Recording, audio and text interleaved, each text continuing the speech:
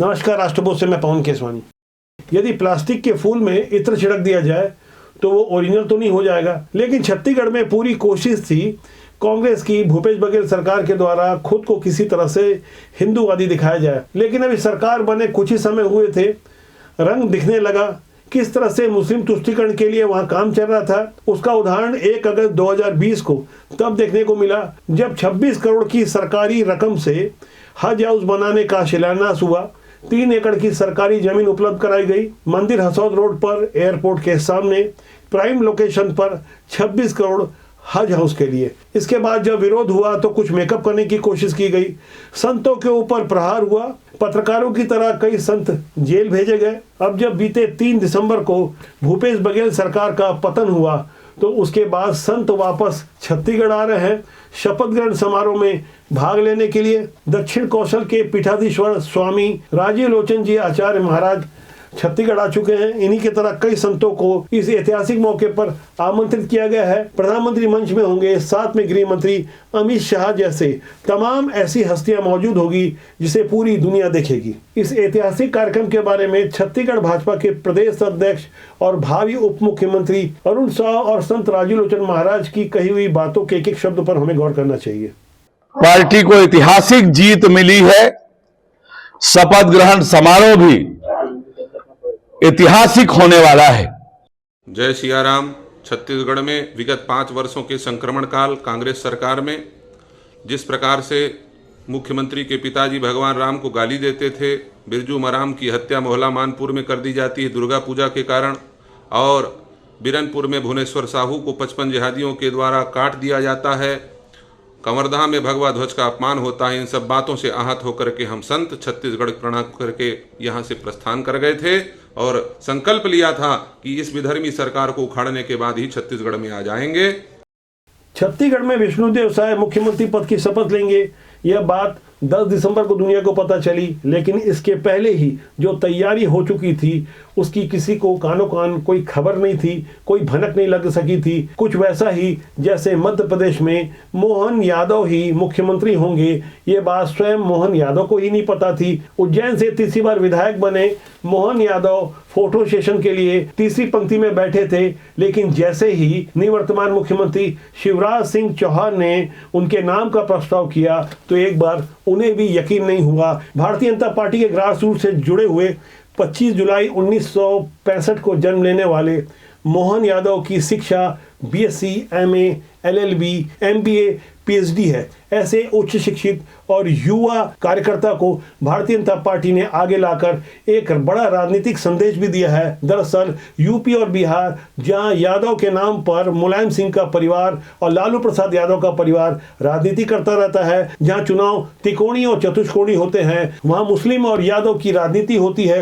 एक vote bank तैयार कर लिया जाता है, किसी तरह से 30% वोट भी हासिल कर मुख्यमंत्री की कुर्सी हथियाने का एजेंडा कई बार सफल हो चुका है। अब यही कारण है कि मोदी और शाह की जोड़ी ने पूरे देश की राजनीति को चौंकाते हुए मोहन यादव को सामने रखा है। बाबा महाकाल की नगरी से निकला हुआ एक अच्छा हिंदू चेहरा जो पिछड़ा वर्ग को भी नेतृत्व करता है और यादव समाज का भी प्रतिनिधित्व करता है। इस तरह से हम कह सकते हैं कि एक तीर से 4 निशाने साधे गए हैं। मोहन यादव के शपथ लेने के बाद पूरे देश में एक अलग ही राजनीतिक संदेश जाएगा, जहां भारतीय जनता पार्टी के बारे में एक बात और पुष्ट हो जाएगी कि यहां आम कार्यकर्ता को आगे लाकर किस तरह से प्रमोट किया जाता है। ऐसी चौंकाने वाली घटना के सूत्रधार नरेंद्र मोदी और अमित शाह आगे भी कुछ बड़ा करने वाले हैं। अब चौंकाने की बारी राजस्थान की है। शाम होते होते तक राजस्थान से खबर आई कि भजनलाल शर्मा जैसा एक अनजान नाम राजस्थान का मुख्यमंत्री बन गया। ये चौंकाने वाली राजनीति की नई परंपरा की शुरुआत मोदी और शाह की जोड़ी ने की है, जो आगे ऐसे ही कुछ धमाल करने वाली है। एक एक कर तीनों हिंदी पट्टी के राज्यों में भारतीय जनता पार्टी ने विजय प्राप्त की और जिस तरह से मुख्यमंत्री के नामों का ऐलान किया, इससे न केवल आम जनता बल्कि राजनीतिक पंडित भी हतप्रभ हैं, हैरान हैं। मुख्यमंत्रियों के बाद अब हैरान होने का कारण मंत्रिमंडल का गठन होगा, जहां दूसरी और तीसरी पीढ़ी को मौका देने की पूरी तैयारी हो चुकी है। दरअसल बीते 7-8 दिनों में जिस तरह से कांग्रेस नेतृत्व वाली NDA अलायंस को जिस तरह से पटकनी दी गई है, जिस तरह से उन्हें मुंह की खानी पड़ी है, उससे उसकी हालत और ज्यादा खराब है। 3 दिसंबर को मतगणना के बाद राजस्थान, मध्य प्रदेश और छत्तीसगढ़ में बुरी तरह हार के साथ कांग्रेस भले ही तेलंगाना में विजय प्राप्त कर सकी, लेकिन उसकी स्थिति एनडीए अलायंस में बुरी तरह खराब हो गई। इसी बीच कांग्रेस के अपने सांसद धीरज साहू के ठिकाने से 5 दिसंबर को जिस तरह से नोट मिलने बरामद हुए, अब तक 351 करोड़ रुपए नगद बरामद हो चुके हैं। इस मामले में कांग्रेस को न कुछ बोलते बन रहा है न निगलते बन रहा है। कांग्रेस आखिर जाए तो कहां जाए। इस बीच 11 अक्टूबर को सुप्रीम कोर्ट से धारा 370 के मसले पर ऐतिहासिक फैसला आ गया। एनडीए अलायंस को यहां भी मुंह की खानी पड़ी। अब भारतीय जनता पार्टी की ओर से अमित शाह संसद के भीतर चुनौती दे रहे हैं और धारा 370 का पक्ष लेने वालों को कुछ बोलते नहीं सूझ रहा है। जिस तरह से जवाहरलाल नेहरू को घेरा गया, जिस तरह कांग्रेस के अस्तित्व पर प्रश्न चिन्ह लगाया गया, उससे जाहिर तौर पर कांग्रेस की हालत और ज्यादा पतली हो चुकी है। ऐसे हालात में हमें समझना होगा कि आने वाले दिनों में जब 2024 के चुनाव की तैयारी और तेज होगी, संभवतः इसकी शुरुआत अप्रैल से हो जाएगी, तब हमें समझना होगा कि आखिर ऐसा कौन सा कारण है जिसे लेकर मोदी सरकार दावा कर रही है कि अब की बार 400 के पार। यहाँ देश की जागरूक जनता को समझना होगा कि आखिर ऐसे कौन से मुद्दे हैं जो 10 साल केंद्र में शासन करने के बाद वापस एक बार फिर मोदी सरकार की स्थिति काफी मजबूत लग रही है और विपक्ष पहले से कहीं ज्यादा निठाल और बेहाल लग रहा है। जिस तरह से न केवल देश की जनता बल्कि संवैधानिक संस्थाओं का भी मूड नए भारत की तरफ आकर्षित हो रहा है। मैं आपको मोदी सरकार के वो 6 एजेंडे बताऊंगा जिस वजह से आने वाले दिनों में परिदृश्य और ज्यादा बदलने वाला है। इस एजेंडे में सबसे पहला नंबर है भगवान श्री राम का मंदिर, जो 22 जनवरी को लोकार्पित होने वाला है। आम जनता यहाँ रामलला के दर्शन कर पाएगी। भारतीय जनता पार्टी की सियासत का मूल आधार ही राम मंदिर रहा है। हर बार घोषणा पत्र में यह मुद्दा रहता था कि अयोध्या में प्रभु श्री राम के जन्म स्थल पर ही मंदिर बनाएंगे। तब उनके विरोधी तंज कसा करते थे, मंदिर तो बनाएंगे लेकिन तारीख नहीं बताएंगे। अब भारतीय जनता पार्टी ने 22 जनवरी की तारीख भी सीना ठोक के बता दी है। इसमें खुद प्रधानमंत्री नरेंद्र मोदी जिस तरह से अपनी अगवानी में, अपने देखरेख में इस कार्य में लगे हैं, जिस तरह से राष्ट्रीय स्वयंसेवक संघ के तमाम अनुषंगिक संगठन, खासकर विश्व हिंदू परिषद राम मंदिर के लिए लोगों को जागरूक कर रहा है, प्रेरित कर रहा है। और तो और छत्तीसगढ़ के चुनाव के घोषणा पत्र में, विधानसभा चुनाव के दौरान भारतीय जनता पार्टी ने अपने घोषणा पत्र में ही साफ तौर पर लिखा था कि हम छत्तीसगढ़ की जनता को रामलला के दर्शन कराएंगे। इसी से आप अंदाजा लगा सकते हैं कि आने वाले समय में 2024 के चुनाव से पहले किस तरह का माहौल भारतीय जनता पार्टी और मोदी सरकार के पक्ष में होने वाला है। अब एजेंडा नंबर 2 की बारी आती है, जिसमें धारा 370 और 35A जब भारतीय जनता पार्टी ने 5 अगस्त 2019 को हटाया था, उस मुद्दे पर मोदी सरकार को सुप्रीम कोर्ट का भी सुप्रीम साथ मिल गया है। इस मुद्दे पर भारतीय जनता पार्टी देश भर में यह संदेश देने में सफल रही कि एनडीए अलायंस और उनके गठबंधन के तमाम साथी कांग्रेस सहित इस मुद्दे पर भारतीय जनता पार्टी का विरोध करते रहे। यहाँ भारतीय जनता पार्टी ने अपने संस्थापक डॉक्टर श्यामा प्रसाद मुखर्जी के नारे एक निशान एक विधान को साकार करते हुए नजर आ रही है। ये एक ऐसा संवेदनशील मुद्दा है, खासकर देश का युवा सोशल मीडिया में मोदी सरकार के साथ खड़ा नजर आया। विपक्ष यहाँ पर ठगा हुआ महसूस कर रहा है। 2024 में यह मुद्दा निश्चित रूप से लोकसभा चुनाव में भारतीय जनता पार्टी और मोदी सरकार के पक्ष में जाता दिख रहा है। अब एजेंडा नंबर 3, जिसमें ओबीसी, महिलाएं और युवा शामिल है।